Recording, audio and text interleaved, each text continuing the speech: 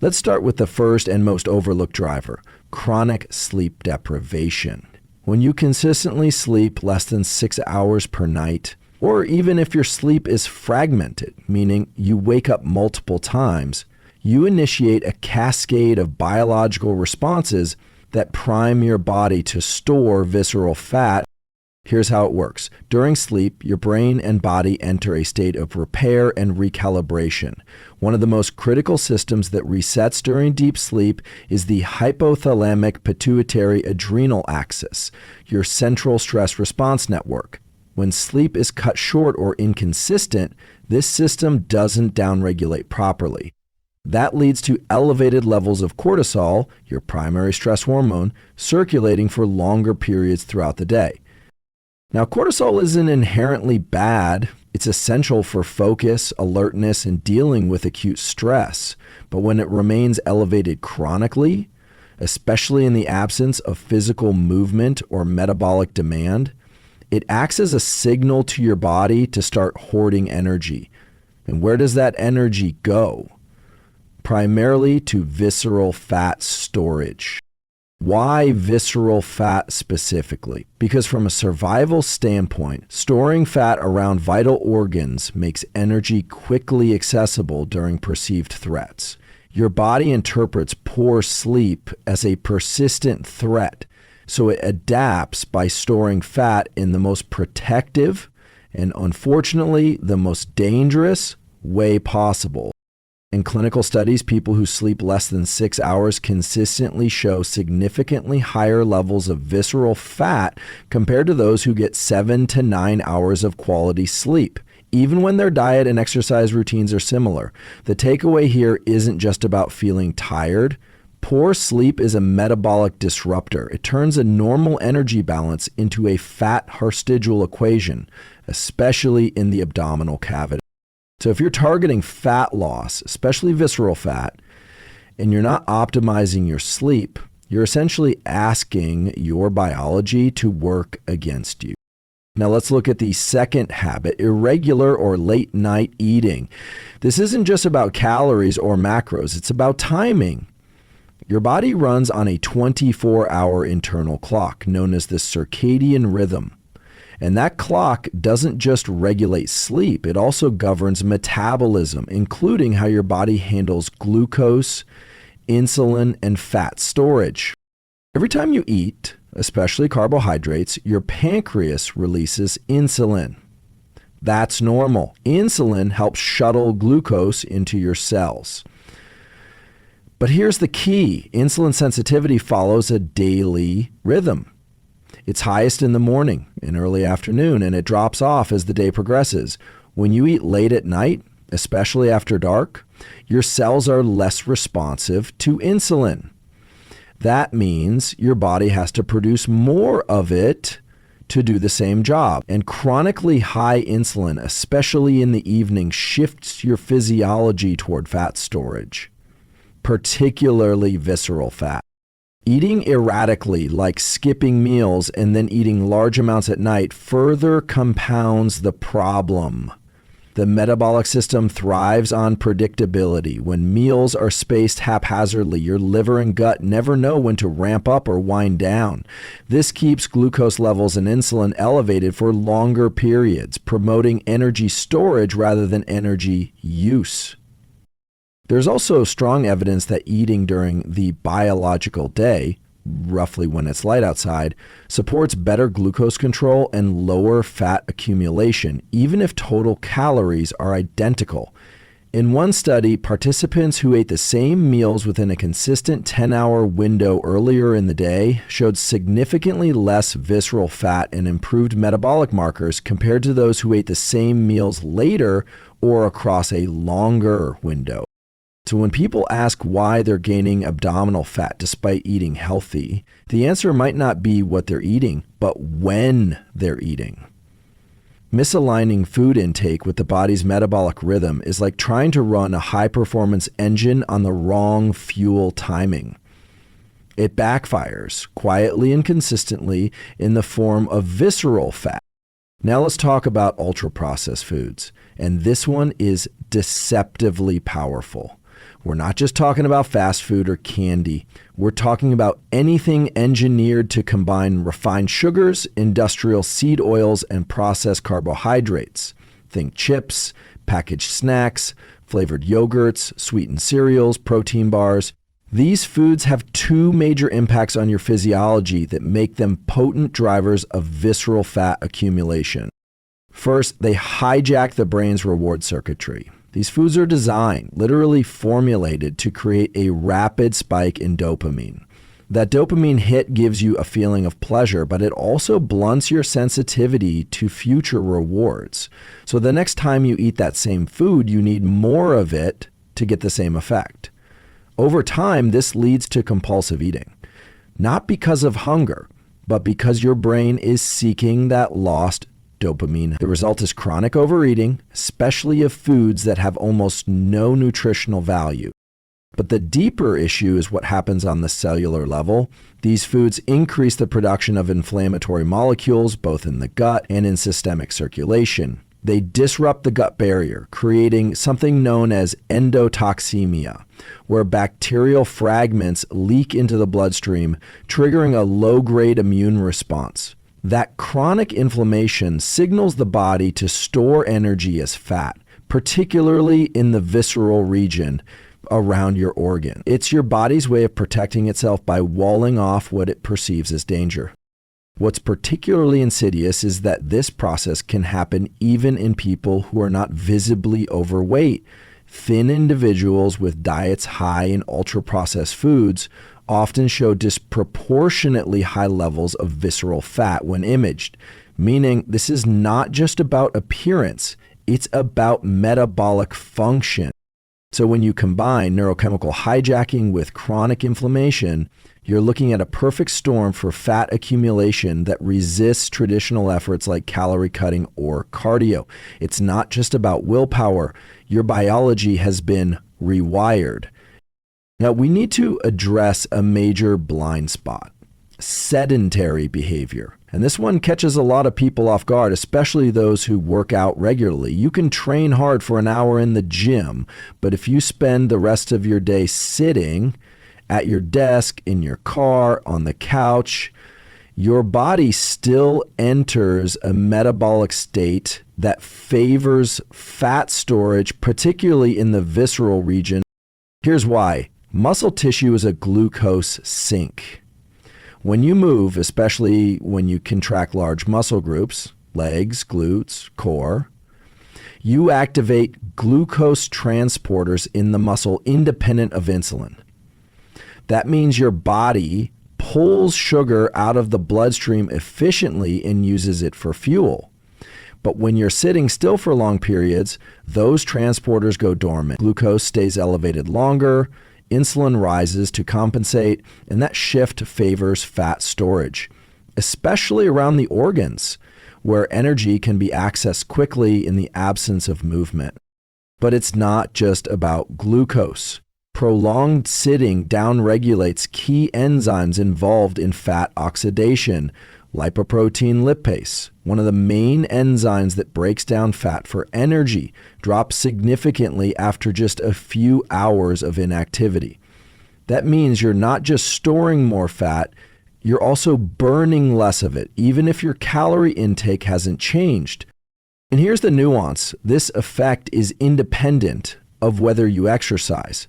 You can do a hard workout in the morning, but if you're sitting for the next 8 to 10 hours straight, your metabolism operates as if you're sedentary. It's not about the 1 hour of high effort. It's about the other 15 waking hours where your body is looking for movement cues and not finding them. Even short, low-intensity movement, standing, walking for 5 minutes every hour, taking stairs instead of the elevator, sends signals to your physiology that say, we're active, keep the metabolic engines running. These micro signals compound across the day and dramatically influence how your body regulates energy. So the real question isn't just, did you work out today? It's, how much of today did your body spend moving? That answer tells you a lot more about your visceral fat risk than your workout PR. Now let's move to something that's harder to see, but just as biologically potent: chronic background stress. Not the kind of acute stress you get from a cold plunge, a tight deadline, or a difficult conversation. That kind of stress, if it's brief and followed by recovery, can actually build resilience. What we're talking about here is low-grade, persistent stress. The kind that simmers under the surface all day: financial worry, social friction, loneliness, a lack of meaning or direction, stress that feels normal because it's constant. This kind of stress activates the hypothalamic pituitary adrenal axis and keeps it switched on. Cortisol, your primary stress hormone, stays elevated longer than it should. And here's what that does to your body over time. It reduces insulin sensitivity, increases blood glucose levels, and signals your physiology to store energy. And not just any energy, energy in the form of visceral fat. Why visceral fat specifically? Because your body interprets ongoing stress as a sign that resources might be scarce, so it stores fuel close to vital organs for rapid access. That storage isn't random, it's strategic. But over time, this adaptive mechanism becomes a liability. Visceral fat isn't inert. It's metabolically active. It secretes inflammatory cytokines that further disrupt hormone balance, increasing cortisol and worsening insulin resistance, creating a self-reinforcing cycle. What's even more insidious is that this stress doesn't always feel like panic or anxiety. It can show up as constant background tension, trouble sleeping, mental fatigue, shortness of breath, or irritability. It's stress that's been normalized, but biologically, it's still very active. And unless it's interrupted through deliberate recovery practices like breath work, sunlight exposure, physical connection, or meaning-driven work, the body stays in that energy-conserving, fat-storing mode. So when people say, I'm eating well and moving my body, but the belly fat won't budge, stress is often the hidden variable. It's not just psychological, it's biochemical. It changes how your cells respond to food, movement, and even sleep. Let's turn to the sixth habit, one that's often rationalized as harmless or even healthy in moderation: alcohol consumption. Even moderate intake, as little as 1 to 2 drinks per night, has a profound impact on your metabolism, especially how your body handles fat. When you consume alcohol, your liver shifts into a detoxification mode. Its priority becomes clearing ethanol from your system because alcohol is toxic at the cellular level. While the liver is doing this, almost all other metabolic functions are deprioritized, including fat oxidation. In simple terms, your body puts fat burning on pause to deal with the alcohol. This means that the calories you consume with or after alcohol are far more likely to be stored, not used, and specifically, they're more likely to be stored as visceral fat. That's because the liver, when overwhelmed, converts excess energy into triglycerides, which are then deposited in and around your abdominal organs. This isn't just speculation. Imaging studies consistently show that individuals with regular alcohol intake have greater levels of intra-abdominal fat, even if their total body weight doesn't change. Beyond storage, alcohol disrupts the hormonal environment that regulates metabolism. It blunts growth hormone release, which normally peaks during sleep and helps mobilize fat. It disrupts REM and deep sleep, reducing sleep quality even if duration seems sufficient. And it elevates cortisol, especially when consumed in the evening, amplifying the fat storing signals we've already talked about. So even if someone's eating clean and training hard, those nightly drinks, that glass of wine or beer that's been normalized, can keep the liver locked in a state that favors storage over oxidation. Over time, this creates what many experience as stubborn belly fat. It's not a willpower problem. It's a metabolic blockade caused by a consistent, low-level input that the body interprets as a toxin. The message isn't moral, it's physiological. If visceral fat reduction is the goal, even moderate alcohol acts as a metabolic disruptor. It changes how your body allocates energy, how it recovers, and ultimately how it stores fat. Now, here's the piece most people miss. These 6 habits don't operate in isolation. They compound, they interact. They create feedback loops that make visceral fat not just a cosmetic issue, but a signal, a visible, measurable indicator that your internal systems are out of balance. Think of it this way. Poor sleep raises cortisol. Elevated cortisol increases cravings for ultra-processed foods. Those foods disrupt your gut and elevate inflammation. Inflammation worsens insulin resistance. Insulin resistance is compounded by late-night eating, and alcohol adds another layer, impairing fat oxidation while you sleep, which, by the way, is already shallow because of the alcohol. Meanwhile, your sedentary lifestyle suppresses glucose uptake and keeps fat-burning enzymes dormant. It's not just one habit, it's the synergy between them that drives the accumulation of visceral fat. Your body doesn't see these habits as separate inputs. It integrates them into a single hormonal and metabolic state. And when that state becomes the norm, when your nervous system is chronically upregulated, your metabolism is misaligned, and your recovery is impaired, visceral fat starts to form, not as a random outcome, but as a predictable adaptation. That's why visceral fat is so clinically important. It's a red flag that your system has shifted from energy balance to energy storage. It means the signals you're sending your body through behavior, environment, and rhythm are saying store, protect, conserve.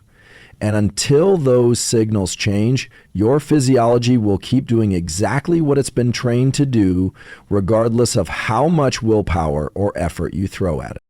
In this sense, visceral fat isn't just a storage problem, it's a communication problem.